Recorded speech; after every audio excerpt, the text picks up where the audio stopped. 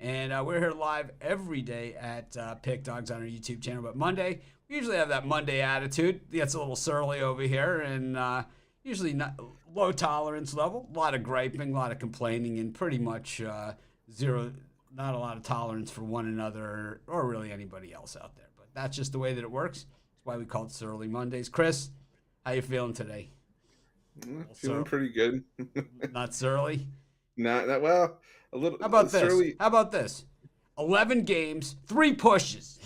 Makes it 8 Oh games. I man. mean, next thing you know, the NFL is going to have was watching streaming games with the circle of death on their phone. Oh, that's right. They do that Yeah, already. we already do I that. mean, it's like, I mean, Good Lord. Yeah. I mean, crap calls, pushes. I mean, this is really the NFL is while it's supposed to be the biggest it's ever been.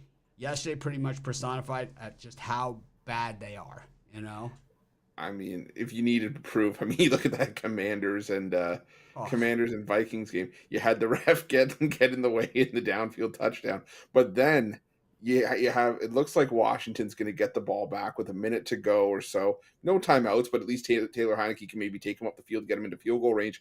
And it's the call of running over the center that you see maybe what 2-3 times a year, and gives Minnesota a fresh set of downs, runs out the it's clock, kick the the field goal. correct term is canning the center. That It's was like they used to, John Madden loved canning the center. He was always big on. He's like they call that canning the center. It was like when we used to play pickup games, like after school or whatever, tackle football and whatever when we were kids. It's always like no canning the center.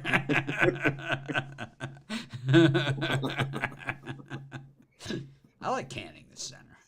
Nothing wrong with canned center. Anyways, I was I was Push City yesterday in NFL. Thankfully, NBA was still in action those 4 games. But I think I was 2-2-1 in NFL, thanks to Derrick Henry bailing me out. But I did not cash my big bet. I won. I had another bet with the points, but my big one, like my big winner, I had more money with the points. So I ended up a little bit ahead, but not nearly what I would have been. Had Malik Willis. Henry had the big run to set the tone there in the drive, and they called it back. And I've said that all season, that Derrick Henry's had more meaningful runs called back than anybody all season long. And there it was again. Rod, how about you? How was your birthday? It was good. It was a good day. Definitely enjoyed it. Did you call Patrick Mahomes and tell him that he did not win by 21 points? No, exactly right. I sent him an email this morning. He hasn't got back to me yet, though. So it's Monday. It's like, you piece of garbage. Yeah, you piece of garbage. Surly Monday. Patrick's like, must be Surly Monday over there, Pig Dogs. They totally forgot about it. They didn't game plan for Willis to be running like that. That's for sure. It definitely caught them off guard. And once he made those runs, they were like, we didn't count for that guy to run. I just thought 2 touchdowns was a hell of a lot to be laying against a playoff team. I think that's really. I think if it was Tannehill, it would have been a different game. Yeah, but it wasn't. Malik Willis is way better than Tannehill by a mile. But I think he is better. But I think Tannehill actually, might be a little better. They would have thrown balls to wide receivers if Tannehill was there, and they did not complete one pass to a wide receiver in that game, the Titans. And I think they would have if Tannehill. Yeah, that's true. So, I mean, yeah. I'm not a Tannehill fan. Everyone knows that. But yeah, the Lions, can't even tank correctly. They fall out of the number 1 draft choice all the way to 5th with the win over the Packers. And now it's the Houston Texans with the number 1 overall pick, followed by the Carolina Panthers, Las Vegas, and then Pittsburgh at number 4. Pittsburgh, of course, does not have that pick. Oh, wait a minute. Maybe they do have the pick. Because most of these say if they've been traded. And then it would be Jacksonville, also messing up the position. Arizona, who's just terrible. I think Cliff Kingsbury could be the next one to be fired. I think he's up there. Yeah, he's on the block. He's definitely on the block. But we go to tonight's game, and you want to talk about guys that have been very, very good to us. Chris, we got the Andy Dalton show in town in New Orleans here. This guy, there's certain players that we say, well, this guy stinks or this guy does whatever. And then there's certain Josh Rosens out there of the world that you say, this is a guy that just simply pays the bills over and over and over again. And Andy Dalton has been that guy. I've told the Maserati story, many times of where, I bought a Maserati and that Andy Dalton paid for. And my wife wouldn't let me buy it, basically, is what happened. And it was the flat black with the black wheels, the blacked out glass, and, it's way cool. Nobody has a surf rack on a Maserati. That's what she said, and she's going to come in here. So, I'll give you the stink eye. But I know with Andy Dalton still in the league that, there's other cars out there that, I'll get my hands on. Andy Dalton's fully capable of paying for us. Chris,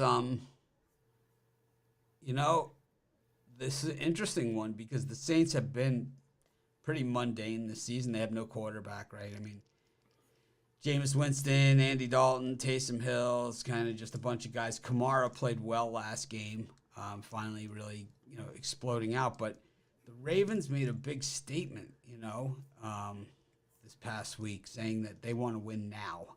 And they did. You don't do that just by saying I want to win now, and that's kind of like what guys like Jimbo Fisher do, right, or some of these other guys. Well, Jimbo Fisher will also pay some recruits to come in, but I mean, this is what some of the crappy coaches will do. But the Ravens have traditionally won the same way every single time that we've seen them win over the last 25 years. They have a system in Baltimore that's landed them in the Super Bowl a bunch. And, not just with one team or one, it's not like, well, the Tom Brady era, they're in the Super Bowl all the time or whatever. The Ravens have done it with different guys, every single time. They did it with Trent. They did it with Trent Dilfer as their quarterback. They've done it with, they did it with Lamar. They made it to the Super Bowl, right? They won with Lamar as their quarterback. They've done it all different ways, and they've always been winners. And the way that they do it, Chris, is they get two guys or one guy that's about 700 pounds, and they stick him in the middle of their defensive line.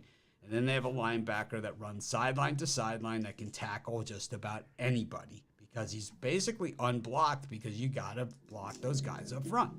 And that's the way the Ravens have done it. You can talk about, Lamar Jackson. You can talk about, Dilfer. You could talk about, the running backs they've had over the years and all these other players. But really, the Ravens have done it this way. They've gotten a gigantic nose tackle and a linebacker that runs sideline to sideline. So a few years ago, they went out and they got Queen from LSU coming off the national championship, and they thought he was going to be the guy. He certainly looked like it in college, that this was going to be the guy that could go sideline to sideline. The Ravens are really good at evaluating talent. I mean, look at this roster all the way up and down. I mean, when they took the guy from Ohio State, the running back who was injured last year, they didn't really need a running back at the time, but he was the best player available, right? Miami was up next. They were going to take him, right? I mean, this is how they've done it.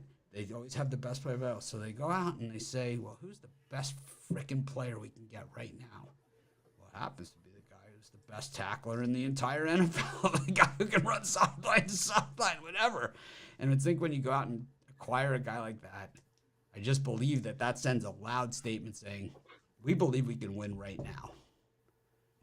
Because you don't go out and acquire the best player in the NFL, when it might not be the most popular guy, might not sell the most jerseys or any of those things. The guy who makes the most tackles of anybody, right? He tackles the most people, which is what the Ray Lewis was, right? He was the same thing, same idea. Sideline to sideline, tackling the most guys. So the Ravens figure they get this guy, they can win right now. I don't know. I mean, tonight we're going to find out because Alvin Kamara is going to certainly put that to the test. Taysom Hill certainly going to put that to the test. But this guy's been put to that test before. He pretty much is a Kirby Smart recruited sideline to sideline beast. in the perfect place for a guy like that, right? I mean, this is if you're a linebacker that's a sideline to sideline player, a tackling machine. This is Disneyland, right? I mean, this is where you live. This is your dream, is to be on the Ravens. They're not going to give him the 52 jersey or anything, right? I mean, but they're going to, it's like, that's not going to happen. Hey, I'll take 50. I don't think so. That's the one thing you cannot have. I have the 52 jersey. I'll have to get my 52 jersey. I have the 52 jersey. Chris, what do you think of this thing? I mean, is it too early to expect Smith to make that kind of contribution, or is it just? Do you think the Saints at home? Oh, it's a tough building here. What are they now? The Caesar Superdome. Yeah. So there might be a little bit of betting interest on this. From those guys that might have a say as to how things go down. And, Vegas. A couple bucks. Freaking Vegas. Yeah, no, but I agree. You don't bring Roquan Smith just to be in the middle of the pack. This is a move to, say we're serious. If you didn't think we were serious before, we're serious now. And I think this is going to be a bit of a defensive struggle. The one problem that we are serious, and stop calling me Shirley. Damn it. You always have one every single day where you at least break me at least once, I swear to God. Damn it, I forgot the point I was trying to make now. All right, okay. The one thing that New Orleans defense has been good at is controlling yardage. They're just outside the top 10 in total defense, pass defense, rush defense, but they're 27th in points per game, which tells me that they're usually giving up a lot of short fields and letting teams finish drives. And you can't have that against Lamar Jackson, who, he'll probably be without a couple of his top receivers. He'll be for sure without Rashad Bateman. I think Mark Andrews was doubtful, but this guy's a cheat code. He can make things happen, seemingly out of nothing. And Andy Dalton on the other side does make it a little bit difficult, but I'm still going to side with the under here. Primetime unders this season have been a money machine. They're hitting around 65%. And I expect there to be a lot of running the football in this game, whether it's Lamar Jackson or Alvin Kamara. I expect a lot of clock to be chewed up here. And I think this is a sort of a 24-20 or 20-17 kind of game. So I like the under in this one. Rod. I like the over in this one. I like it to go the other way. Just what you said there, that New Orleans giving up that short field. Yeah, they're not good at turning the ball over. That offense has given up 16 turnovers, ranked 30th in the NFL turning the ball over. And when you turn the ball over that much, that points in my eyes. And the Ravens D is they're giving up 22.9 a game, and New Orleans 25 a game. Both offenses are scoring points as well. The Saints about 24 a game. Baltimore 26 a game. This game's got 27-24 written all over it in where I've capped this game. So that gets me over the total. Baltimore 4-1 to the over their last 5 Monday nighters. And the Saints 4-0 to the over following a straight up win. So I like the over in this one. I think we get over the 45.5. I have the 52 jersey.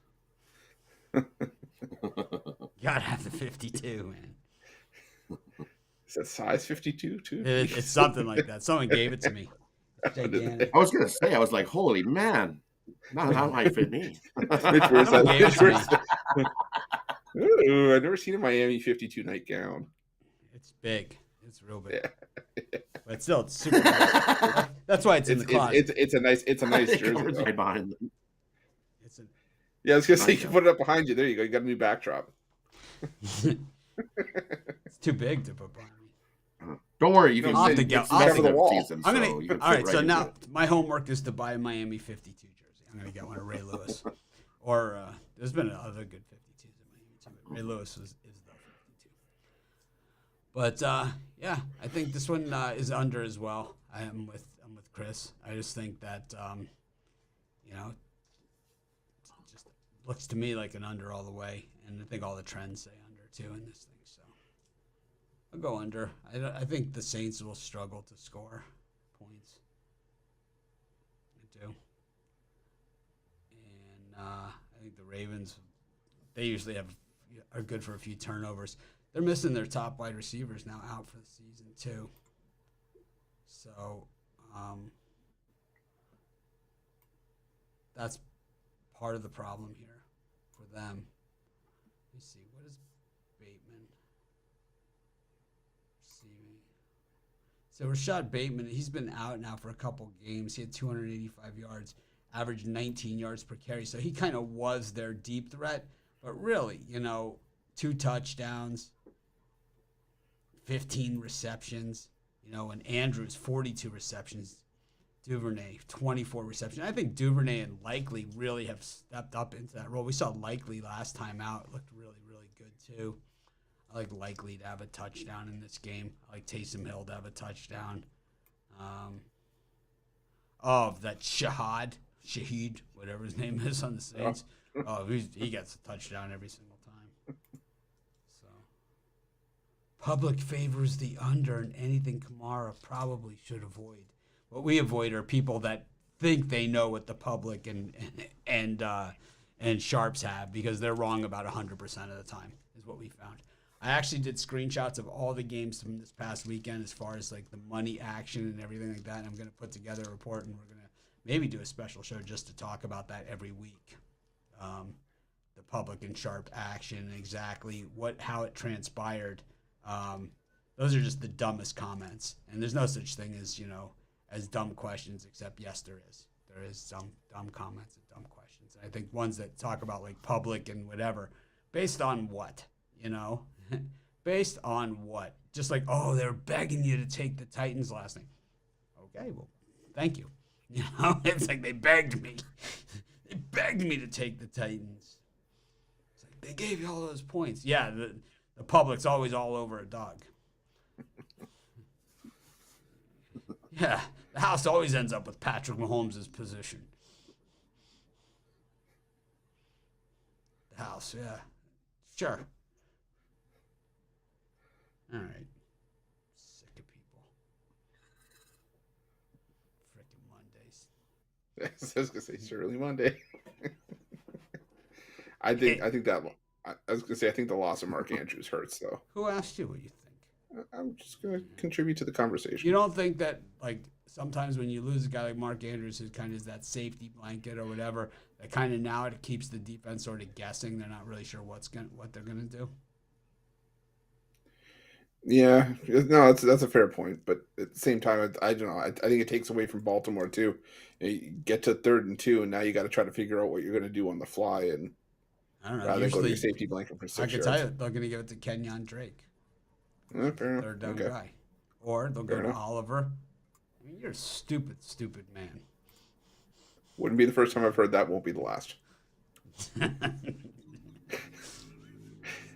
Other than that. Other than that, great guy, good guy. Stupid man, but good guy. And everybody was crying why Malik Willis wasn't picked in the first round. They look real stupid now. Do they? I thought Malik looked pretty good for a rookie quarterback. I don't know, man. Maybe I know nothing. It's pretty possible. It's been a tough spot for him to kind of get thrown into. Well, he doesn't really have any wide receivers at all. I mean, they give him with A.J. Brown and the guys that they had, but I mean, they didn't. Julio Jones, Corey Davis. Look at all the receivers that have gone through the Titans in the last few years. They got nobody, man, that you could even name 5 Titans wide receivers. Name 3. I mean, I do this for a living. I struggle with it. Yep, I will put my life savings on the under because you like the over. I think it's the opposite. I think the public favors the over, if anything. Yeah, always. The favorite and the over. The public always loves. The favorite and the over is always the public side. Always. Except when it isn't.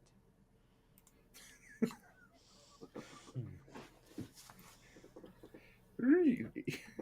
Hate people. Makes me sick.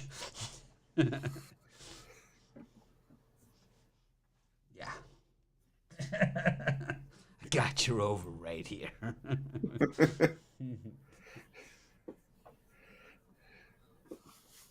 All right.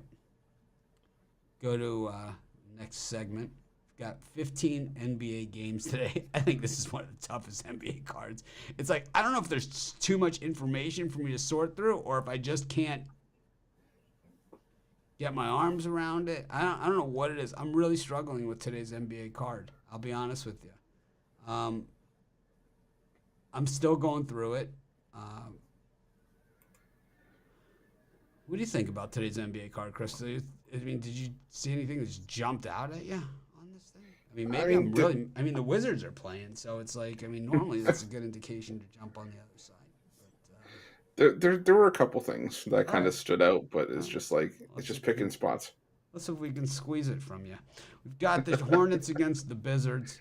We've got the Magic against the Rockets, the Pistons versus the Thunder Buddies, and the Pacers versus the Pelicans. Chris, any of these four tickle your fancy? I was leaning towards the Magic laying the points. This is a Magic team that, you know, if there's anywhere that they perform well, it's been at home. 4-0 against the spread this season, and this is, if you go back to last year, 6-0 against the spread at home. Didn't see how many of those were as underdogs, but still, performing well. They beat the tar off of Charlotte, when they came to Orlando just over a week ago. Beat the Golden State Warriors. Took Sacramento to overtime. So it's a Magic team that can hang at home, and I think the Rockets are a young team. They're going to get their value, but I just think the Magic probably win this one by 5 or 6 points. And I like the over 235 between the Pelicans and the Pacers. Absolutely no defense going to be played in that game. I think that's one of those games where both teams get into the 120s. Wouldn't surprise me if we actually saw overtime in that game too. So give me the over 235.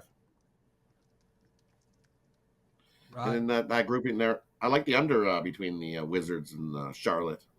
Usually you figure these teams, they're about the middle of the pack on D, but it's the offenses, scoring offenses. It'd be straight to 100. It'd be first to 100 type game wins that one. Wizards 4-1 to the under their last 5 versus a team with a losing straight up record. Unders 9-3 their last 12 after allowing 100 plus points in the previous game. Hornets 4-1 the end of the last 5 at home versus a team with a losing road record. And the last like the under in that one. And I like the Rockets plus the points in that one. Just you said, I think most of the time those Orlando Magic are getting points at home. That's why they're 4-0 ATS. I don't think they've ever laid points at home this season.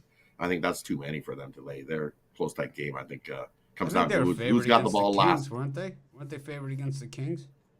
Yeah, they didn't cover that, no? Or did they cover that? Were they favored by? You said they weren't favored against anybody. They were, I believe, in that one. No, they were dogs.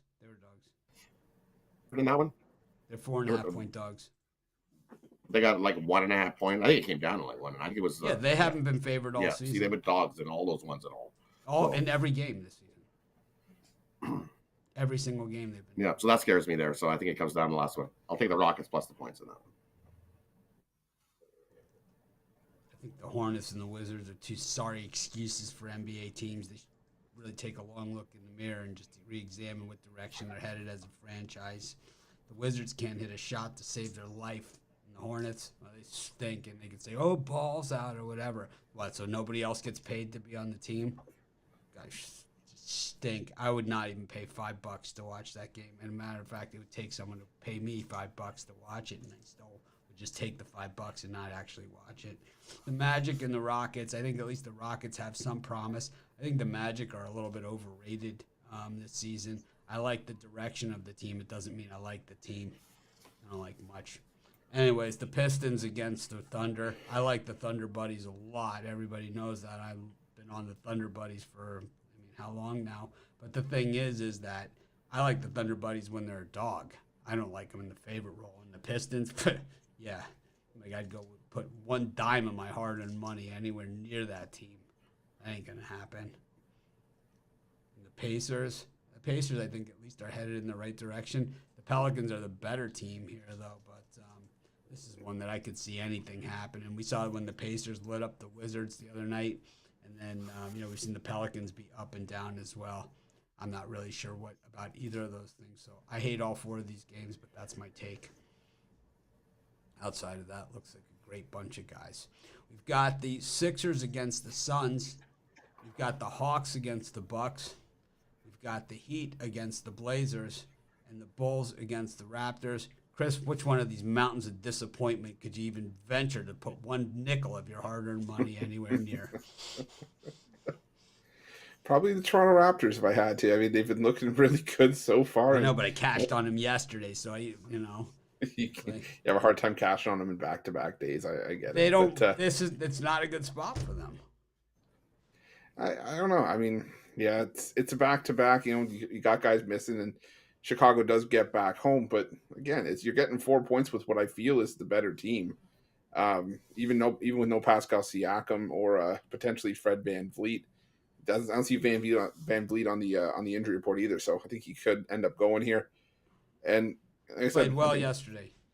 Yeah, so I like Toronto. He wanted plus the the cover. points. He wanted that cover. I had the Raptors yesterday. I could tell you, he wanted that cover. As we're sweating out pushes on everything else in the NFL, VanVleet's like, I'm not pushing here. He's like, I got you. They said, Fred, there's a half point on the line. We're not going to push anyway. It's like, I'm not pushing. Jeez. Yeah. I was going to say something. I started joking because you dropped another one on me. But I also like the under in this game. Look at the history between these two teams going back before yesterday. The previous 6 meetings between these two in Chicago have all gone under. The other 4 in Toronto had gone over. And we had an under yesterday. So I still like the under here, I think, on the back-to-back. And I also like Portland plus the points. I like this Portland team in the underdog role. I think Miami wins, but I think Portland covers. Those of you joining us late, it is Surly Monday here at Pick Dogs. We bring a slew of games and our bad attitudes here to the Monday show as usual. Rod, what do you think of these 4? These 4, I agree. I like Portland. Plum any. Heat aren't covering anything. 1-5 ATS at home. 2-8 on the year at covering. They might win that game, but not by 8. So take Portland plus the 8 in that one. I like the under in the Suns and the 76ers. That's definitely a first to 100 type game if they even get to 100. More defense played than offense in that one. Definitely like the under there. And you look at the Bucks best defense in the NBA. 226. I like the under in that one there. I know the Hawks don't play a whole lot of defense, but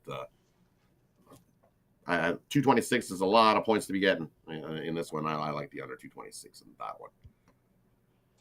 Yeah, I actually like the Heat in that game against the Blazers, but then I got some inside information which kind of took me right off the game. It was either the Blazers or nothing, and I had to I'll go with nothing in that one. As far as the Bulls and the Raptors, this is a true home and home. We haven't seen a ton of these in the NBA this season.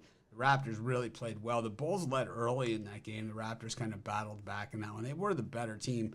Scotty Barnes did some nice things in that game too. I meant, in as far as basketball goes. And then, so I think the Bulls. It wasn't like there was a huge separation between the two. I could see the Bulls turning the table there on them. Then we got the Bucks and the Hawks, and I think the Hawks are a little, even though the line's moving higher, I hear some things on social media, some murmurs, that the Hawks looking a little public doggy to me here. I normally would go for the Bucks in this spot because I've been on them a lot this season. And when I initially saw this one, I thought maybe this was the spot where they lose. It almost kind of makes sense because, like, we saw the Hawks beat the Knicks, where they kind of always beat the Knicks, and then it's like they played the Bucks, in the playoffs a couple years ago. It's kind of like this would be one where the Hawks might win it, and then the 76ers, I'm not really sure what they're doing. Maybe they're trying to get Ben Simmons back. I don't know, man. Just tell me how are you 1-4 at home? You're one of the best home teams over the last 10 years, and now it's like you can't even win a home game. And you got the Phoenix Suns with that defense coming in. I like the under in that one, but I wouldn't rush to the window to bet it because it just seems almost too obvious here at 215. Down 2 points from the 217. This is one that could land right on 216 and just bury you because if someone's going to take a stupid foul to kill an under, it's the Philadelphia 76ers. Rod, you know that too. Don't even pretend you don't. We know, yeah, I agree. Like the Sixers have never busted. The Sixers unders never busted up your parlay before. The hell do you think you're talking to? If you haven't had your parlay busted up by the 76ers, Sure, I can find a few. on an under, man, you haven't lived. It's like a meaningless garbage fouls with like under 2 seconds left. It's like, I mean, they could be up by 10, down. You're already by down 10, by 10, and you're up by 10, foul. or up by 10. You know? Oh. It doesn't matter. They're not immune to the up by 10 garbage foul. All right. We're talking the Philadelphia 76ers here in an under. Yeah. Well, the Grizzlies are playing the Celtics. The world is on the Celtics in this one. Grizz 7-3 coming into this thing. 3-7 against the number.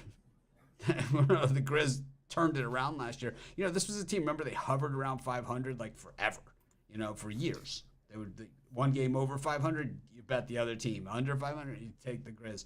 But last year, they kind of broke through that. They did it by playing defense. So this year, they decided, kind of like the Knicks did last year, decided to stop playing defense, which is what got them there. Jason Tatum, I'm sick of him already for the Celtics. So I don't know. Celtics have owned the Grizz in Memphis. We got the Timberwolves and the Knickerbockers. Yeah, right. Like, I trust either of these freaking teams as far as I could throw them. Karl Anthony Towns' production is kind of way down with Gobert there in the front. He's not grabbing the boards like he was. He's kind of a little less involved, and I don't think it's good for his game. Chicken Nuggets against the Spurs just seems almost too obvious the way the Nuggets have been rolling and the wheels are kind of off on the Spurs. Probably a good time to get back on the Spurs is what I'm thinking. And then we've got the Dallas Mavericks against the Brooklyn Nets. Almost seems too obvious here for the Mavericks, right? Because the Nets are the Nets. I don't know, Chris. What do you think of this hunk of garbage?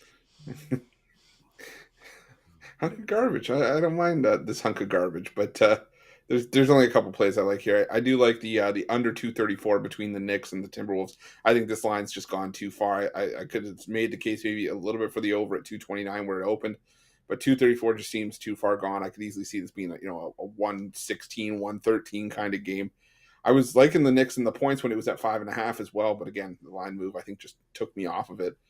I'm just not buying into the Timberwolves. They still have chemistry issues. Who do the Sixers foul with 2 seconds left? Is it going to be CP3 or is it going to be Booker? Probably CP3. Nah, Cameron Johnson. Cameron Johnson. All right. It's too obvious. The books are begging. Cameron Johnson. We've seen people betting on the first basket. How about betting on the last basket? They have it. Yeah, not for me. Not for my preference. I don't. But the other one I like. I like the over 217 between the Nets and the Mavericks. I don't trust this Nets defense on the road. Yeah, they put up a couple solid defensive performances in their last couple games, but the Mavericks are going to be the best team that they've faced in any of those games. And I think we've got a bit of a higher scoring game here. But I think we get closer to 220 to 225. So give me the over 217 Nets and Mavericks. Right, I like the Timberwolves, but I can't bet it. I just have no faith in them. What do you think of these? What do you think of these 4 games? I mean, I like this Edwards. I mean, on Timberwolves, I think he's really, really good. But I could see him, I could see him as the type of guy that steps on the line hitting my 3 for the cover, Right. He seems to be that kind of guy, where it's like he's shooting the 3, but he stepped on the line. It only counts as 2, and I end up not covering.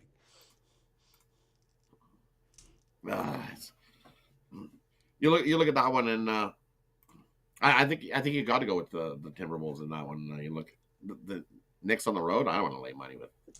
I don't even want to take it on the Knicks on the road. No, I'm good with that one. I do. I think all the sharps are on the Knicks. I think they get burnt. I take the Minnesota in that one. Lay the 3. That moved what point and a half? 2 points, 2.5 points from the opening 5.5. I like the Timberwolves in that one. And the other one, I know the Nats. They play better without Kyrie. I think they keep this close with Dallas. I'll take the Nats plus the 6.5. I know they haven't been great, but without actually stepped up and played some defense and playing better ball when he's.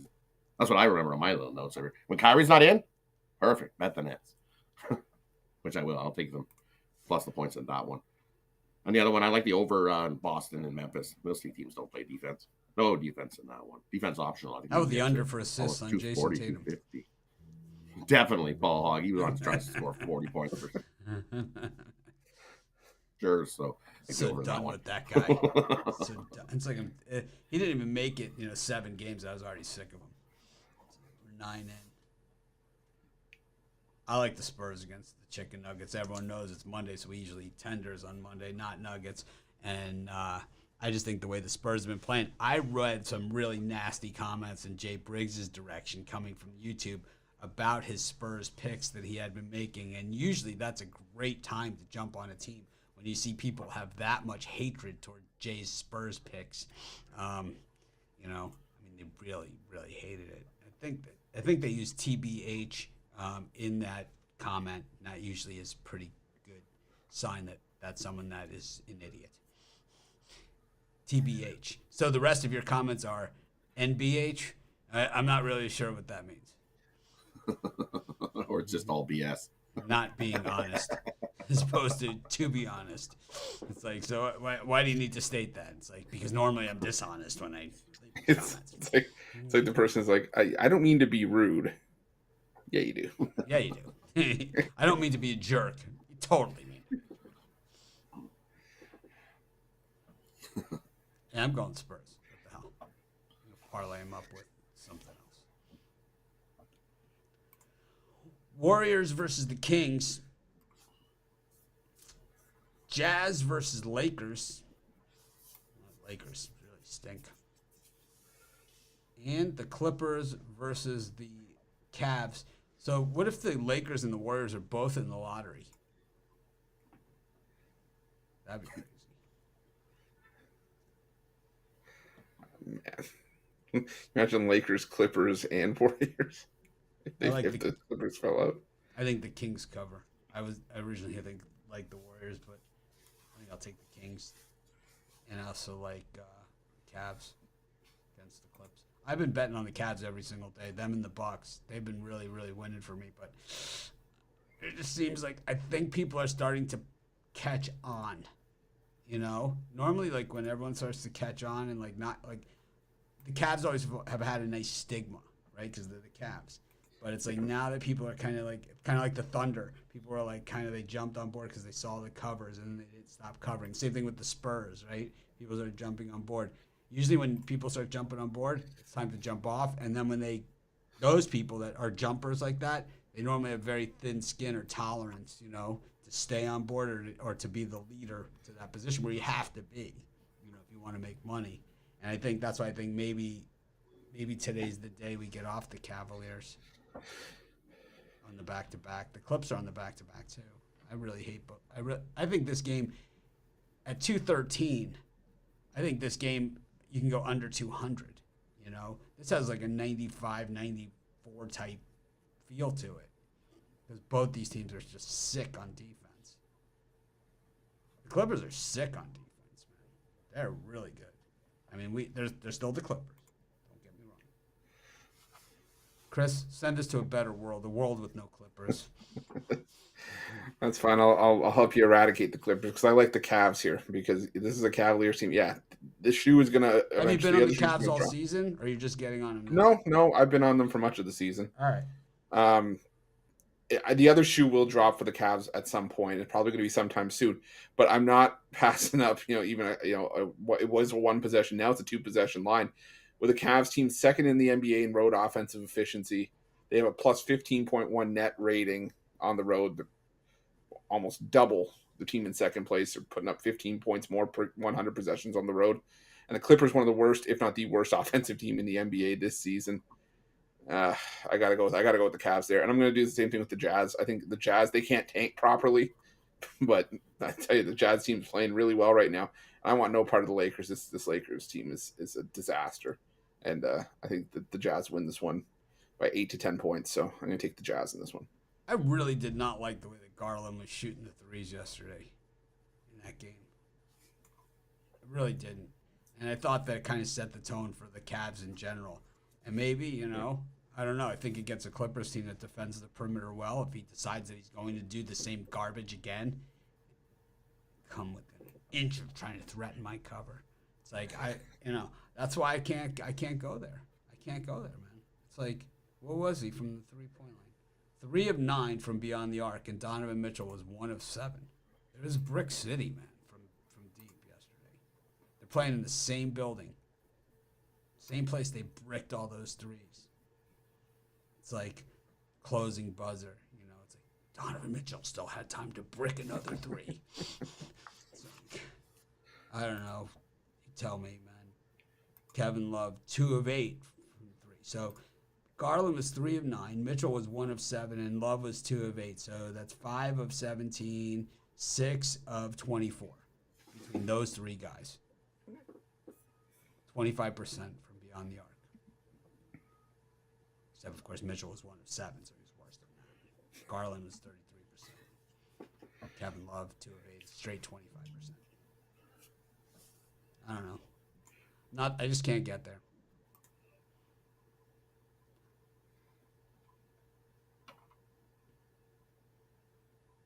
Rod, what do you think? I like the under in that one. The Cavs and the Clippers. Definitely first to 100 if they even get to 100. So I like the under in that one.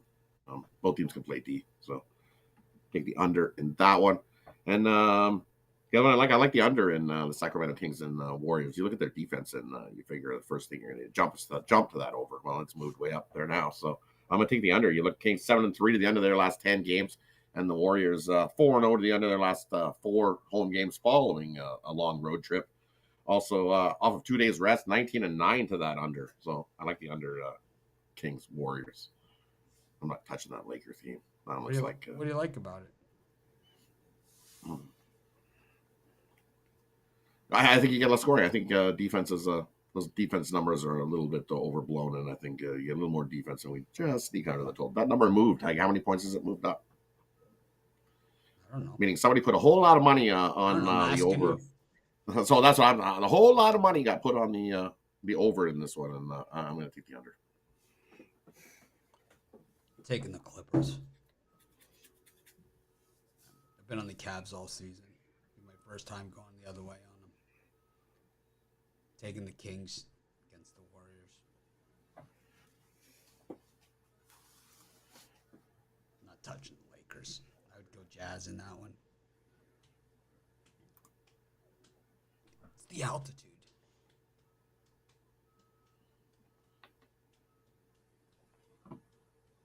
All right. What do you guys want to talk about next? Chris? Do we get the college hoops out of the way, or do we go to NHL? Why don't we do NHL? It should be quicker, right? How many games are there? Yeah. 3. Only 3. All right, we go to the NHL. That's the National Hockey League for those of you that don't follow like me. What do we got? I got to even look at what happened yesterday. I don't really follow it close enough to even look at it. But NHL, Islanders against the Flames. The Bruins riding that 100-game home winning streak against the Blues. And the Capitals against us. My guess, Rod, is a lot of people going to be jumping on my bandwagon here. Yes, lots. Very, very lots. And because that bandwagon, they think because they've zigzagged with goalies. It's not confirmed yet, but I think Campbell gets his start again here in this one. And they save Skinner for the back-to-back spot in this one. So I know in the video, I think he called me a homer and said the Oilers need a little juice on the road. Well, since I'm off the bandwagon anyways, I'm going to bet against the Oilers. I'll take Washington in this one as the first one on the road is continue the Oilers' losing streak. As they haven't looked so good. They love giving up the puck. They're looking pretty sloppy. And if Campbell's in net, yuck. He's good for giving up 4. I'll take Washington in that one. And the other one, the Blues. Yeah, they are singing the blues. Yikes. And that doesn't even matter who's in net. They're giving up goals, plenty. So I like the over in Boston and St. Louis. Yikes. That's why they're called the Blues. Guess that's why they call it the Blues. Chris, Yeah, I'm gonna take the over in that Blues game as well. aren't you guys like at the top of the Yeah. leaderboards? Yeah, 1 and 2. yeah, yep. Nice. But the puck dogs not, right? Aren't 3? Doesn't even make sense. Sometimes we have individual picks that we like that are on the other side of the other person. So, but I do like the over 6 here between the Blues and Bruins. Like Rod said, it's just a disaster for the Blues right now in goal. I expect Boston to get their fair share of goals in this one, but the Bruins capable of giving up 2, maybe even 3 goals themselves. So I like the over 6 in that one. I think at the absolute worst you get a push, and I like the over 6.5 Capitals and Oilers. I think that's a 5-4 game, whichever way you have it going. So I'll take the over 6.5 in that one. I like us on the puck line. I'm gonna lay the goal and a half there. I don't care who's playing goalie. I'm immune to goalies. Taking the Islanders against Calgary, everyone knows. Just fade Calgary every single game. It's done really well for me. What's the plus minus cash? We should look at this. Important statistic. Go to the betting tools. Go to profitable teams. And let's just see, how much money we make here betting against Calgary every single game, because I really enjoy it.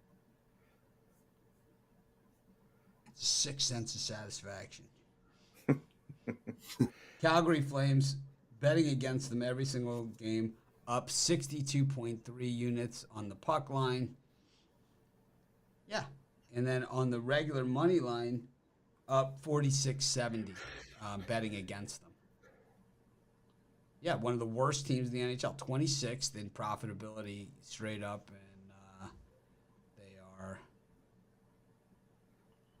they're 28th in profitability on the puck line. So Rod's Flames just not getting it done for him this season. Meanwhile, we're second best on the puck line, $80.30, and that's why I'm going with us today on the puck line once again. And we also are, let's see where we are straight up. Not quite as good straight up. We're 14th, but we're still up $13 on straight up bets. So you're better off betting us on the puck line. If you're going to bet on us. Just because you're not with one of us, Rod, doesn't mean you can't bet on us. I don't know why you would take the other team. The Capitals, on the other hand, when we look at because I think I think Campbell is going to get the start in that one. And let me explain to you what betting on the Capitals has got you this season. Minus 58 units. Okay, they're the second worst betting team in all of the NHL, next to the Penguins. That's how bad they are. And I'd say if you're 31st out of 32 teams when it comes to profitability, I'd call that a bad bet. And straight ass. Because it's early Mondays. I can throw in that clarifier. You stink!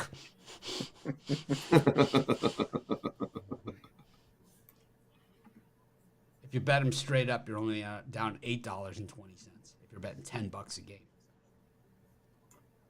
Ooh, it's a profit deal. I'm only lost $8.20 betting on it. Ooh. Ooh. Really? Did you say 16 parlay?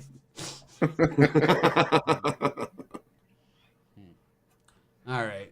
It's that time, Chris. We got a massive schedule. Chris and I fought the good fight doing those college basketball videos so hard. I got to tell you, even the ones for tomorrow that I'm working on, so hard when you have no games underneath your belt. It takes a few games. It takes about 3 games for college basketball to really have something to even work with.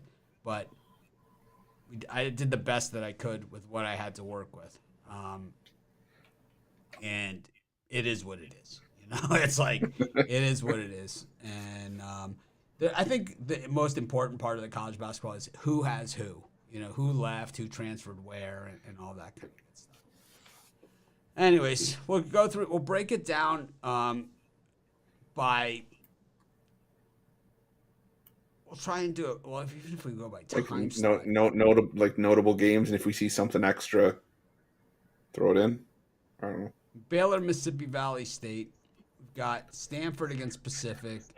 We've got Coppin State against Charlotte. Coppin State on the front end of a back-to-back. They've got Georgetown tomorrow.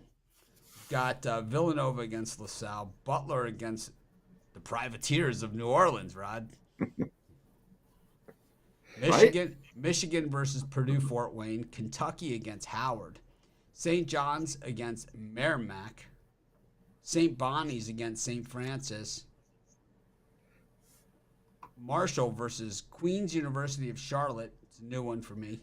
Rhode Island against Quinnipiac. Dayton against Lindenwood. Small rotation numbers, as Chris tells me. Where's Lindenwood now? What conference? The OVC, the Ohio Valley. Nice. Richmond versus VMI. Iona versus Penn. Let's just do that grouping. Any of those games that I just mentioned, do it for you.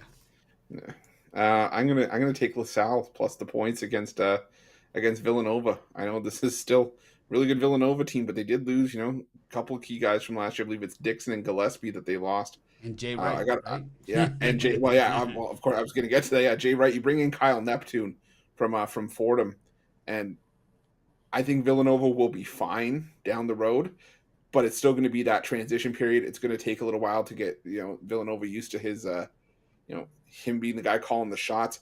LaSalle usually gets up for these bigger in-state rivalry games, like against Temple and Villanova. And I think LaSalle, they could keep this one, within 12, 13 points, maybe a 71-58 kind of game. So I'll go with LaSalle plus the points in that one. And I also I lean towards the under in New Orleans Butler. There's just a lot of talent lost on both sides. And I think it's going to be sort of an adjustment period. I'm going to be using these words a lot for the first couple of days of college basketball, adjustment period, because there's just so many pieces that are gone from both these teams, especially. And I think it's going to be a bit of a lower scoring slop fest. So I like the under between New Orleans and Butler. And I'll take New Orleans plus the points in that one. I agree. The under, both teams have lost a lot of guys in that one. So fresh start for both, and I like New Orleans. I think they keep it closer than the 18.5 in that one. So I'll take New Orleans plus the 18.5 in that one. And the other one I like in this time spot, I like Kentucky. I think Kentucky's made some moves. They brought in some guys at 26.5. I think they win by 30 plus over Howard and the Bisons and that one. I like Kentucky. I think we see big things from the Wildcats this year. And we say the names often. I like them. They brought some guys back and they added some guys in. I like Kentucky in that one. I think that in the early game, Baylor, it's up to 43.5 or whatever right now. I think that, if you haven't followed Baylor as closely as we have, the year that they canceled the tournament, Baylor would have won. Okay, they were stacked. They won the next year. Last year they were good enough to win again, and this year they're probably good enough to win again too. So Mississippi Valley State is terrible, terrible, terrible. So you have to figure, even when Baylor empties their bench, which they will in this game, they're still going to be freaking loaded talent. I mean, I don't know if they'll play at a slower pace, and that might hurt it. I mean, we are talking a big number. Flo Thamba is good. Of course, we saw Flagler last season and Cryer, right? I mean, we know these guys. And then this Keontae George is supposedly the best player on the team. He's a freshman. This guy's lottery pick, NBA. He's one and done lottery pick, IMG Academy, one of those guys. So Baylor's just stacked. And so I think that's what you always have to worry about in these big games. If you're thinking, oh man, that's a ton of points, they probably don't get it done, because it's like they're stacked. And a lot of these guys that are on the bench, they know they're not going to get a lot of chances to really play much this season. And those guys are all good, There's no scrubs on Baylor. They have an embarrassment of riches. Right? I think Coppin State is not that bad of a team this year either. I think this is an interesting story at Coppin State. So you got the guy from, they weren't bad last year. I mean, they were kind of good at the end of the year. I kind of like them here against Charlotte. I think they got a shot at the outright for the MEAC. I also think in Michigan, Purdue, Fort Wayne, if Purdue Fort Wayne had a big guy to go with Dickinson, I think they'd have a chance here too to win it. I'm just not sure if they're able to hold up at that 15.5. Man, if it was 20.5 like some of these other lines, I would take them in a heartbeat, But 15.5, it's kind of like, you can't take Michigan there, But the Mastodons should be in good shape in this game. But Michigan, they lost some key guys, on this team too. Kentucky's stacked. Kentucky has like more seniors than I think I've seen for a Calipari team. They have more upperclassmen, but this Howard team actually is pretty good too. They have a lot of good guys on this team. I think they keep it respectably close. I think that Calipari is less likely to put the blowout card against a team like Howard at home than he would be against some of the other teams out there. I'm going to lean to Howard in that one. I also like Penn against Iona. Silky smooth, man. Penn has added some new guys. They've got some really good transfers in. When you have one of those academic teams like Penn, like a really good academic, like Ivy League, right? One of the best of the best. You offer that to some players that actually have a good head on their shoulders, and they will come in and play. And they did get a bunch of guys that can really play there. I love Iona, right? I mean, hookers and blow. It's Rick Pitino. He's our guy, right? I mean, I have my Rick Pitino bobblehead right here. He's the only coach represented. But I think this one's probably closer than the 7.5.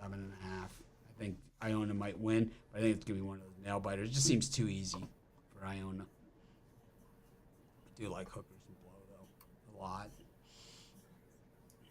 Not going to lie. Even on Surly Monday. Even on Surly Monday, definitely. I mean, that's what we are. I mean, we're not. We'll keep those serious 2%ers over at the other sites. Let those guys talk about. We'll continue to talk about hookers and blow over here. Shameless. Michigan State against Northern Arizona. Clemson against the Citadel. Florida State against Stetson. That's the Hatters to you and me. Duke against Jacksonville. John Shire, new coach at Duke University.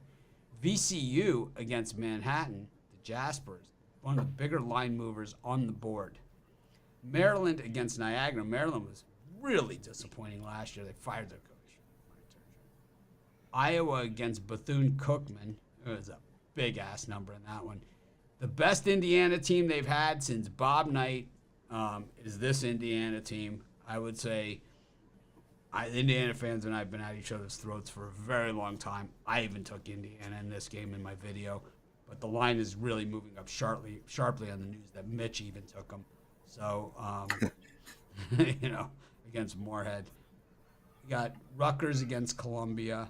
Penn State against Winthrop. Penn State had some transfers out. Like Sessions, right? Transferred out. So I don't really know about that. Ohio State against Robert Morris. They love to beat up on the bad teams, right? They love it. They love ass slapping in Columbus. Arizona State against Tarleton State, a team that's been really good to us over the years. Chris, any of this bunch do anything for you? There's a couple that do it for me here. I'm going to go with Iowa laying the big number against Bethune-Cookman. It is a bit of a transitional period for Iowa. They lost a couple of guys last year, but I still think they're just a far better team. Bethune-Cookman does bring back a couple of double-digit scorers. The problem is double-digit scorers from a team that was absolutely blown out left and right against the bigger teams last year. I think they were blown out by 30 against UCF. They were held to 55 points or less multiple times last year. So I think Iowa, brings that traditional Iowa defense to the table. I wouldn't be surprised if they win this game by 40, to be honest. So I'll go with Iowa there. But the one I actually like the more of the two, I like Jacksonville plus the points against Duke. Derek, or I think it's Derek or Derek Whitehead, Derek Lively, two of the highest recruits in Duke class this season. Both could potentially miss this game, and even if Lively plays, I think he's the more likely of the two to play, as Whitehead had a foot fracture. He's 7'1", 225, so he's lean. And these are Jacksonville guys inside. They got Omar Payne from Illinois that like to bang inside. They like to play physical, and Jordan Mincy's done a good job with this Jacksonville team. They play solid defense. I think again the transitional period. This is it's going to take some getting used to seeing John Shire on the bench. It's going to take a while to implement his style, and I think Jacksonville could cover here. I think Duke, you got a lot of young guys seeing their first action. So give me Jacksonville plus the points, the more experienced team in this one. I agree. I like that one as well. That's Cameron Indoor has not been a comfy home for Duke in their last few home games. 4-9 in the last 13 at home, and Jacksonville is a better team. I think Whitehead does miss this game with the fractured foot. I think he's out in this one. So I'm with you. I like Jacksonville to keep this closer, and I like Indiana. They are stacked, and I think they run and gun and win by 30 plus in that one. You got to go with Indiana. They're definitely up there. I think Illinois is better, wins that division. India's going to give them a run for their money, but I like Illinois. You know me. I like Illinois. We know you. You like whoever's in first place in the division around February 26th. So that'll be the Zags, because they always have the easiest schedule to get there.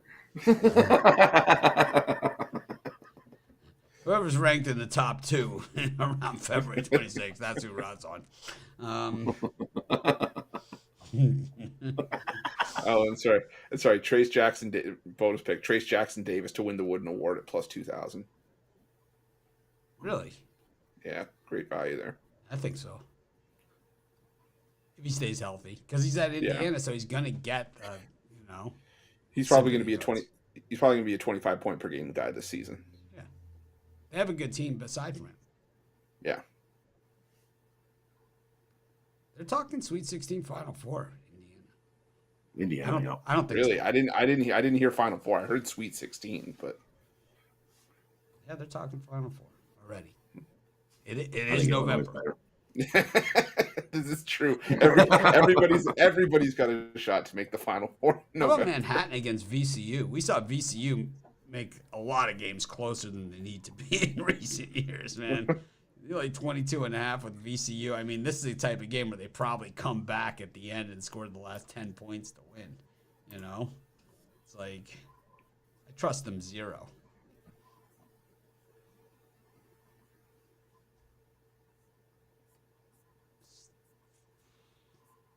Ohio State, they love to whoop it up.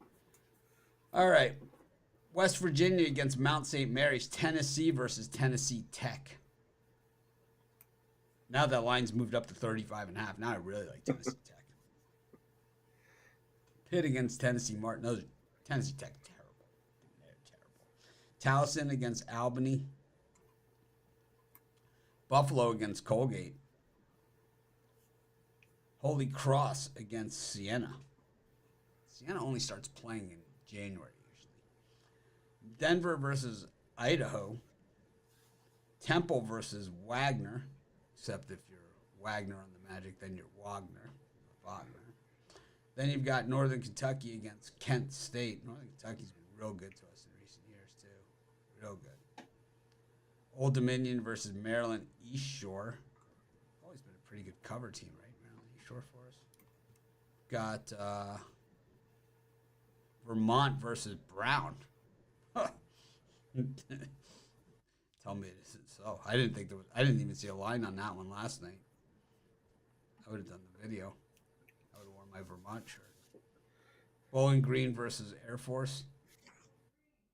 My wife just yelled Bowling Green. She went to Bowling Green. Toledo versus Valpo. Indiana State versus Wisconsin Green Bay. Wisconsin Green Bay was hideous last season. We got Akron versus South Dakota State Jackrabbits. Just practicing. It's been a while. Canisius versus Youngstown State. Washington State versus Texas State. Belmont versus Ohio. We'll leave it there. That looks like could be the cream of the cropper. I'll keep it quick because I just saw how many games are still left on the board. But I like Wagner plus the points. I think this is a solid Wagner team. Would you dare to call them Wagner? Wagner,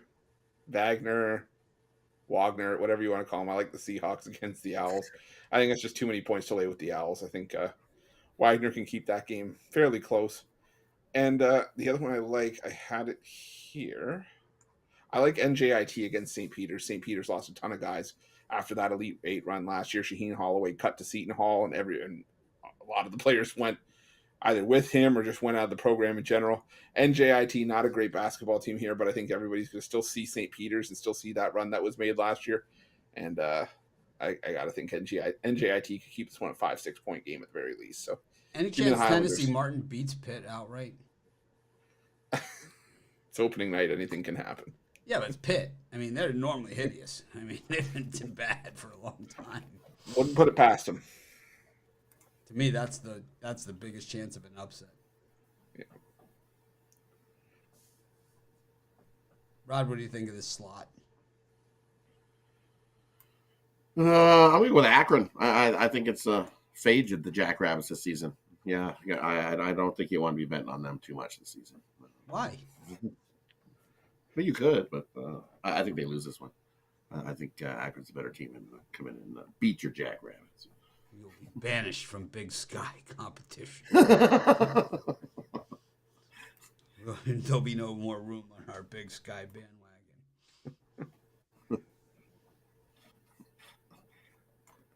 And then the other one I like here is I know Wisconsin Green Bay was awful last year, but I think that's too many points for Indiana State. They're the Sycamores to be covering. They're not a huge cover team.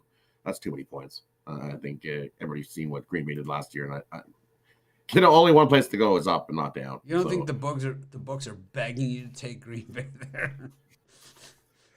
They don't have to beg me that hard. They twisted my arm a little. I think I'll take a shot there with Green Bay plus the points in that one to keep it close. Sycamores aren't good at covering giant spreads like that. That's too many points. They were when Larry Bird went there. I don't see any Larry Bird type players there this year. I don't think Green Bay plus the points in that one. All right. Be that way. I like South Dakota State because I can. I'll take Vermont because they're another team that I take all the time. Never gets old. I like Northern Kentucky against Kent State because they've been good to me. UAB against Alabama State. Oh, man, I didn't even see that one when I was doing my picks. That line must have come out late, 25.5. Mississippi State against Texas A&M Corpus Christi, another one. I didn't see the line. Man, I missed a bunch of these. Like Chris said, you could easily do 10 games tonight. Some of them didn't have lines yet, right? You know? Yeah, I could easily have done 10 games here, but it's like there's usually way better off. I mean, it's a long season with a lot of games. Way better off using those picks when you've got information, even if you leave some winners on the table. BU versus Northeastern. Princeton versus Hofstra, the Pride. Getting points, Rod. College of Charleston against Chattanooga. Charleston, it's the second year with the head coach that came over from Winthrop. And then Chattanooga lost their head coach. He went to South Carolina. The Mocs. Miami versus Lafayette. Miami never wins by 26.5 points. Xavier versus Morgan State. Not even really a state. Fordham versus Dartmouth. The Mean Green. UConn versus Stone Hill. Sounds like Chardonnay. Sounds like a Chardonnay, man. Yeah, new NEC team. UMass versus Central Connecticut. William and Mary versus Navy. DePaul against Loyola Maryland. The Greyhounds are in action. UCF versus Cashville. South Florida versus Southeast Missouri State. Can we say South Florida already? Are they playing two different games in the same? We'll be playing North Carolina Central. Then we're playing Southeast Missouri State. Back to back. Split squad. Split squad over there. Back to back. Oh, back. Oh, Wichita State against Central Arkansas. Last I remember, Central Arkansas was really bad. Houston against Northern Colorado. All Kelvin Sampson does is continue to win there. Arkansas versus North Dakota State. Arkansas, my pick to win the national championship this year. One of my picks. Rod, any of those games get you going? Yeah.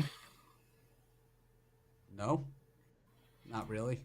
I not really. I like the under in Northeastern and Boston U. I think that's too many points. I think that's those teams to battle each other, and we sneak under the total in that one. And of course, then I like the Hofstra here. I'm gonna take the Hofstra on the money line over Princeton.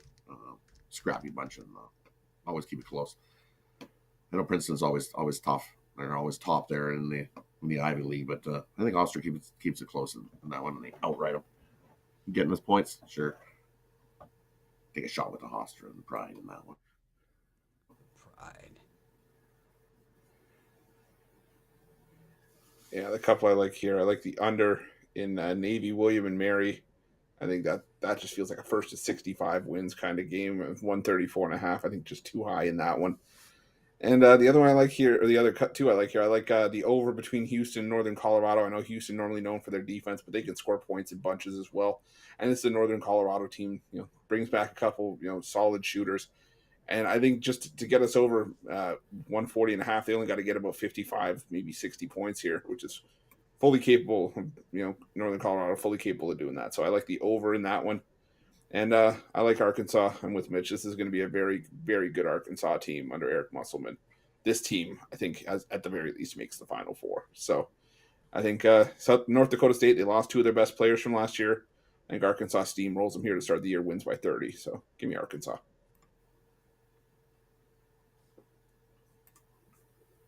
So, Houston had a bunch of injured players last year, and they still continued to win. But Sasser, I believe, was one of their guys that was injured. He's back. And, I was just checking the Houston roster here, and I found out that they do have a few new concessions here at the Fertitta Center as well, including Howdy Homemade Ice Cream and Shipley Donuts Coffee will be available in Section 118 at the Fertitta Center. So be there, be square. Chris is circling it on his paper. Howdy ice cream, howdy homemade ice cream. Yeah, I think Houston just clobbers Colorado here. They're so good, man. I don't think Colorado's going to score a point in that game. Chris likes the over. I like Houston 141, Colorado 0. Kelvin Sampson is probably the best coach that no one ever talks about. They always talk about him in March, right? It's like it's too late. I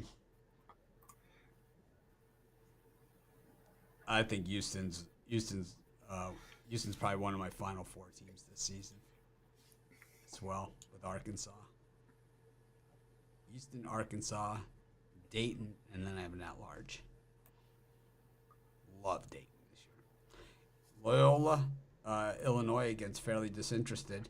St. Louis against Murray State. St. Louis 13.5 points over Murray State here on opening night. That seems like a lot of points. I didn't do that video. Chris did, so we'll have to hear his opinion on this one. Vandy versus Memphis. Interesting one. Penny always freaking loaded in Memphis, right? Auburn against George Mason. So,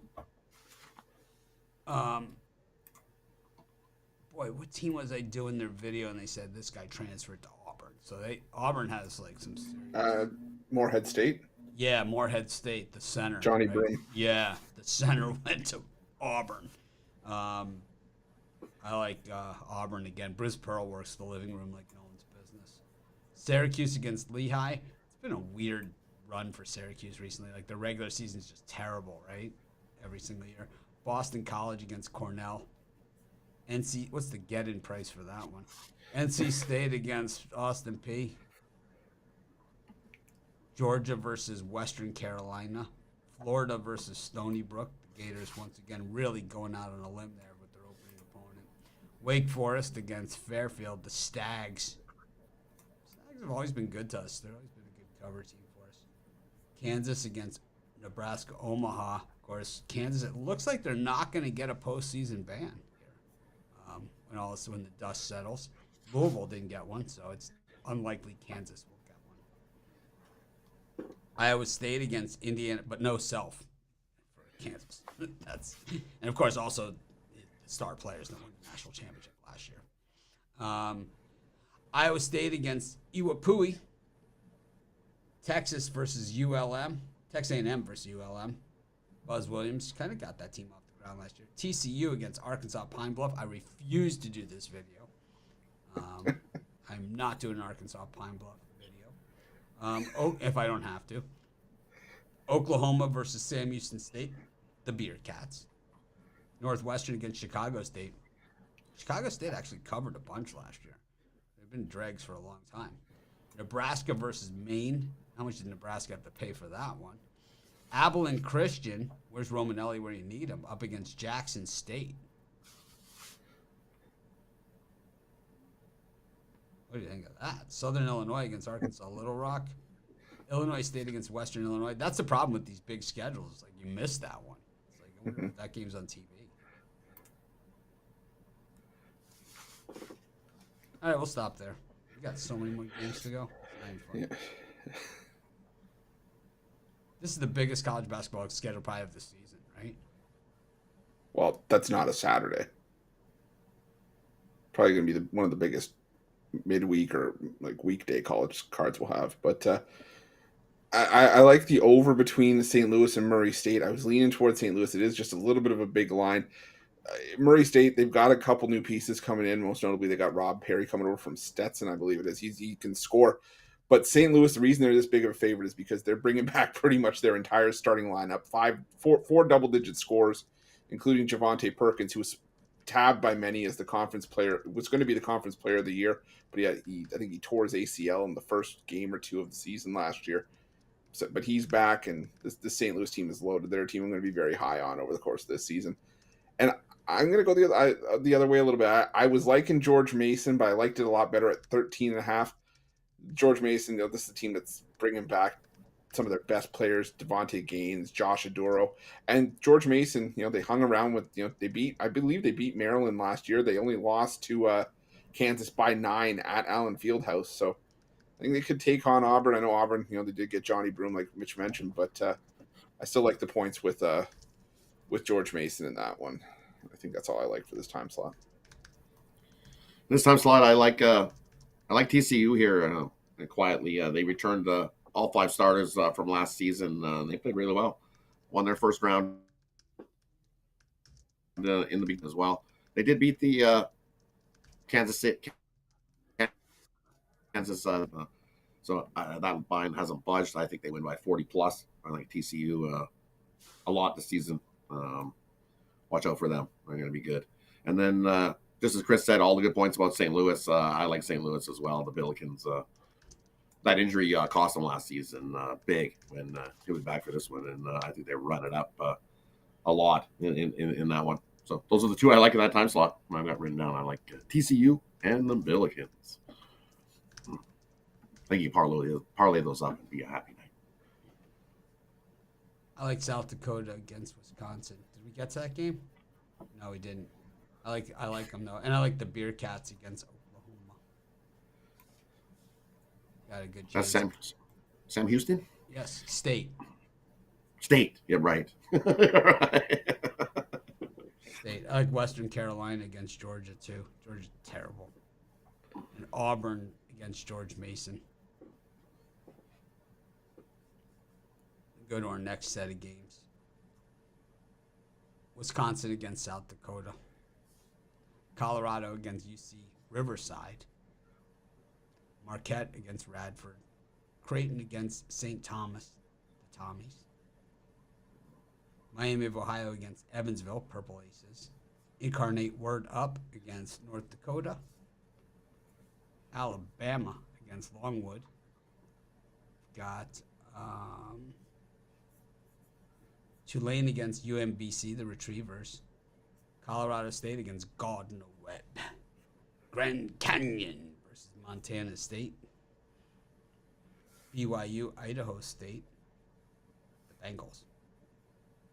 Oklahoma State against UTA. That's Texas Arlington. Texas against UTEP. New Mexico against Southern Utah. Utah State against Utah Valley. Whoa. Take the gloves off for that one. Minnesota against Western Michigan. Illinois against Eastern Illinois. I agree with Rod that Illinois is going to be an absolute beast of beasts of beasts this season. They are going to be a lot different team than what we've seen from them recently. Just totally different style, but still loaded, man. Loaded. Kansas State against Texas Rio Grande Valley. Texas Tech against Northwestern State. Ole Miss against Alcorn State. Virginia Tech, Delaware State. Virginia, North Carolina Central. North Carolina versus UNC Wilmington. Seahawks. Gonzaga versus North Florida. Arizona versus Nichols. Double Nichols. USC versus Florida Gulf Coast. California Baptist versus Long Beach State. What up, Beaches?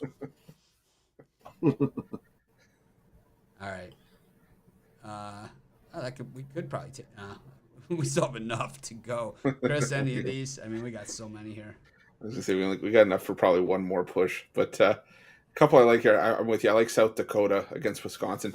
This South Dakota team has the potential to win the Summit League this year. They are that good. They're getting one of their best scorers back in AJ Plitzu-White. He's dealing with knee issues the last couple of years. They've got 4 double-digit scores from the last time we saw them on the team. So I think they can give Wisconsin all they can handle in this game. So give me South Dakota plus the points. Give me North Carolina laying the points against UNC Wilmington. I think North Carolina's had some time to stew on that national championship loss, and this North Carolina team only got better, adding Pete Nance and replacing Brady Manick from last year's team. UNC Wilmington lost 2 of their top guys from last year. I think they're just going to be overmatched. They have to replace 4 or 5 starters. So give me North Carolina, and I like Seattle laying the points against UC San Diego. This is a Seattle team that was really good last year. I think they have potential to be even better in the WAC this season. So I like Seattle to win that one by at least 7 or 8 points going away. Rod. And I like Illinois in this one over Eastern Illinois. What up, Beaches? You look Illinois returns Coleman Hawkins to the lineup. They also picked up Terrence Shannon Jr. from Texas Tech. Matthew Mayer. I missed it. Yeah, Matthew Mayer from Baylor. He's Baylor. Got the mullet. Yep. The mullet. So, yeah, exactly, right? So there are 3 guys that they've picked up that are just huge, and they're also got depth at the side. Massive recruiting class on top of it. Massive. Yeah, massive. McDonald's High School. Coach Underwood's got a nice team. I definitely like Illinois. Be high on them this year, and I'm always high on the Zags. It's the one team that because where I live, I get to see the most of. Because Except those when are you're the not games high they on give them. you the most. Except when you're not high on them, which is usually when I'm most of the gonna burn the season hat. running up to about mid-January. Usually the Gonzaga hat comes out around March 16th-ish. But I think they come out and roll just like they always do. They're going to come out and roll this one early. 2 I like. You can parlay those up. Illinois and the Zags. So Gonzaga also has Timmy is back. Timmy's back. Yeah, yep. He's back at Gonzaga. And didn't they get Llewellyn from Princeton also? I believe so. Yeah. They picked up that guy from Princeton. Yeah, definitely. That's his name. So he's like a 20-point a game guy. 20 points plus a game guy. Yeah. On top of it. They got a lot of good players, and they love beating up on the shitty teams at home too. Oh, they do. It's their favorite thing to do. All right. Arizona was good last year too. USC has been good for a few years. A lot of big numbers out there, though. A lot of big numbers. We'll go through. We'll continue on. We'll do this one again because I just like saying it. Cal Baptist versus Long Beach State. What up, Beaches? What up, Beaches? Never gets old, man. Never gets San Diego, the Tritons. Not San Diego, the Toreros or San Diego State, but San Diego, UC San Diego Tritons against Seattle. We've done well on Seattle over the years, too, the Pilots. They've done well for us, man.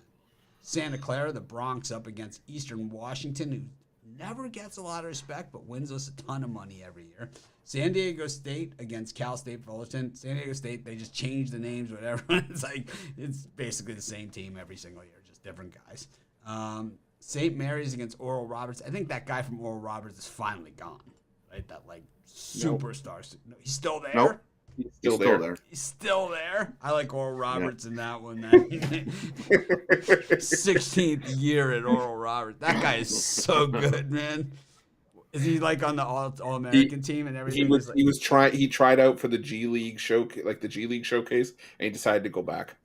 But is he on all the All-American teams and the guy? Let me look. Gotta be. What's his name again? He's so Max Asmus.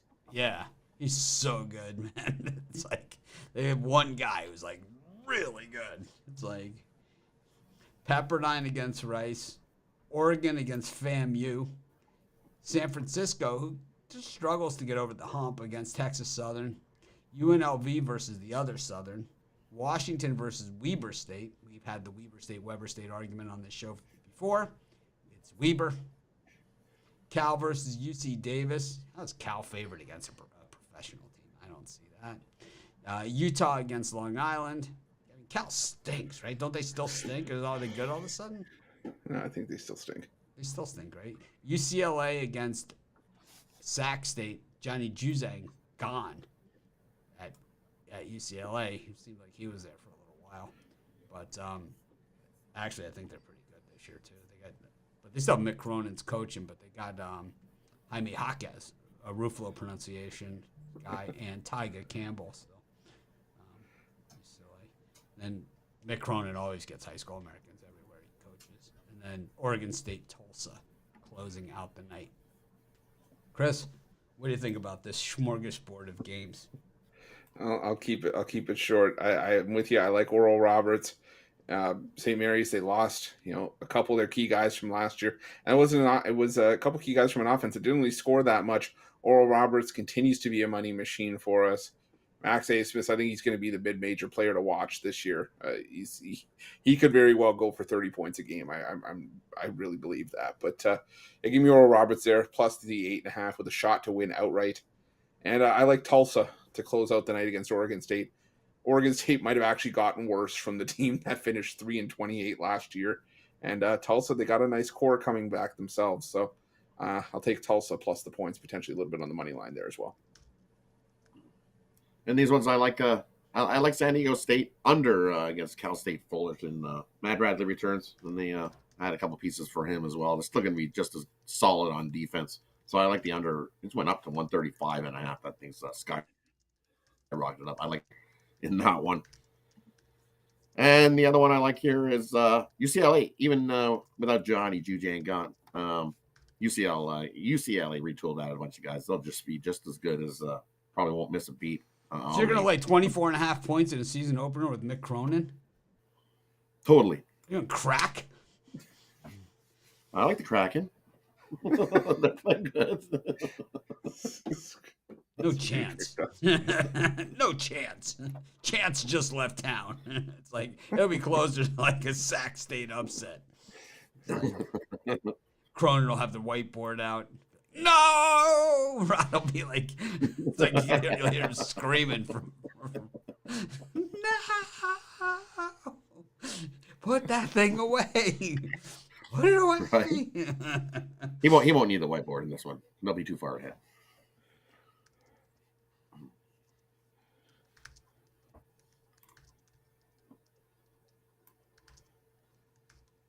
I like Sac State in that one. Feel comfortable with it. I like San Diego State against Cal State Fullerton. That's the same story, different day. I'll take Long Beach State also just because I enjoy them so much. What up, Beaches?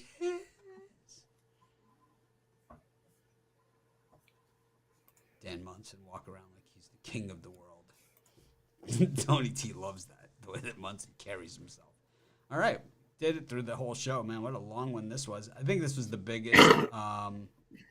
This was the biggest college basketball card of the season that we'll have. I don't think we'll have enough. Even Saturdays aren't going to be like this. Chris, what are you selling today? Oh, I got a $15 NBA Slam Dunk, and you can also get that as part of my Monday Moneyball NBA 3-pack for $40. Or I also got a College Hoops 3-pack, and I also got 2 for. I was going to say 2 for Tuesday, but I guess it's 2 for Monday. NHL play, pair of plus money plays that you can get. One of these, you got to hit one just to profit, but tons of money to be made on the NHL tonight. Remember, use that promo code PICK, get 15% off. What, you had a parlay for everybody, or are you just gonna? Oh, sorry, I didn't know we were at parlays. I guess where we were. I'll go Oral Roberts plus the points, Tulsa plus the points, Seattle laying the points. I mean, we're an hour and 30 minutes into the show. We've got it. Fair enough. Eventually, we got to finish. Yeah, fair enough. We spent. It took us 40 minutes to go through college basketball. We didn't even scrape the surface. You know. Rod, and we did. Oh yeah. Go ahead. Rio or Pick Dogs Premium. I've got $50 Bookie Buster going. You can scoop that up. It's in the NHL action, or you can get my Money Monday triple, where that includes the $15 Bookie Buster play, as well as 2 more plays on the hardwood. 1 in the NBA, 1 in college basketball. Top or 2 rated plays in those sports, or you can get my Monday Night Football Game of the Month, sold separately. Head on over to Pick Dogs Premium, scoop it up, start the week. Nice winning week coming. Use that promo code PICK. Get 50% off all of your purchases over $25 over at Pick Dogs Premium.